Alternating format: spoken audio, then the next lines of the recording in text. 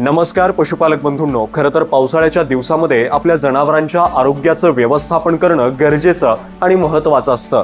कारण पावसाळ्याच्या दिवसामध्येच आपल्या जनावरांना जास्त आजाराला तोंड द्यावं लागतं आणि यामुळे आपल्या पशुपालकांना याचा भरपूर तोटा होतो। म्हणून यासाठी आपण आपल्या गोठ्यामध्ये काही छोटे छोटे बदल करू शकतो आणि आपल्या जनावरांच्या आरोग्याचं व्यवस्थापन करू शकतो। त्यामध्ये पहिला बदल असा आहे की आपल्या गोठ्यामध्ये जर शेण साचत असेल किंवा पाणी साचत असेल तर आपण शेण व्यवस्थित साफ केलं पाहिजे आणि पाणी सुद्धा व्यवस्थित साफ करून घेतलं पाहिजे।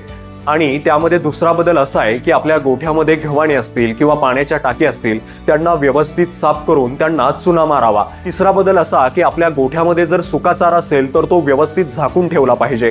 त्यामध्ये मुरघास असेल तर तोही झाकून ठेवला पाहिजे।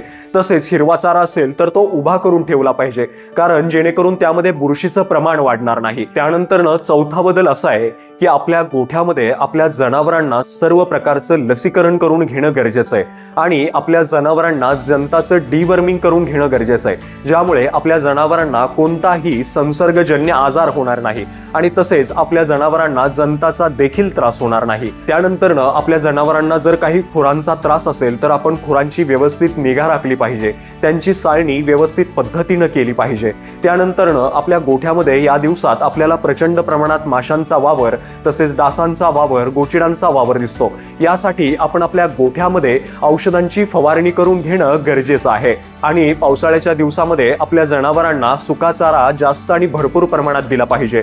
तसेच मिनरल मिक्सरची कमतरता भरून काढण्यासाठी आपण चाटण विटेचा किंवा सेंदव मिठाचा सुद्धा वापर करू शकतो। आपण ही अशा पद्धतीने आपल्या गोठ्यामध्ये आपल्या जनावरांच्या आरोग्याचं व्यवस्थापन करा आणि आपल्या पशुधनाचं आरोग्य हे स्वस्थ आणि मस्त ठेवा। धन्यवाद।